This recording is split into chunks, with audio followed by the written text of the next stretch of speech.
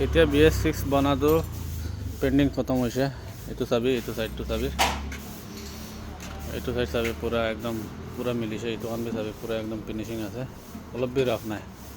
আৰু লাইনাৰ কান B colour মাৰি দিছে বডি লগতে। আৰু আগিলা সাইডটো চাই চাবি।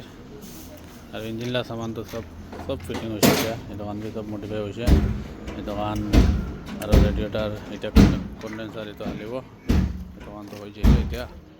আৰু এইটো সাইড বি চাই চাবি আপনি, এইটো সাইড বি পুৰা ঠিক আছে। আৰু আগলা গ্লাস এইটো কান সব লাইনা মাৰিছে কালাৰ। এইটো কানটো এতিয়া বি কালাৰ মাৰা নাই, কালাৰ মাৰা মতলব এইটো কানটো এতিয়া বি ফিটিং কৰা নাই, পিছতে ফিটিং কৰিব। পহলা এইটো ইঞ্জিনলা সাইড এইটো কানটো ফিটিং কৰি ল'ব। আৰু এতিয়া হেডলাইট বাম্পাৰ এইটো কান সব হালি দিব। আৰু লাইনাৰ কান বি এইটো কানতে চেনেল যাব, এইটো কানতে ব্লেক কালাৰলা ব্লেক চেনেল একটা যাব, এইটো চেনেল হালিব চাৰটা দেবি। আৰু পিছলা সাইড বি চাই চাবি।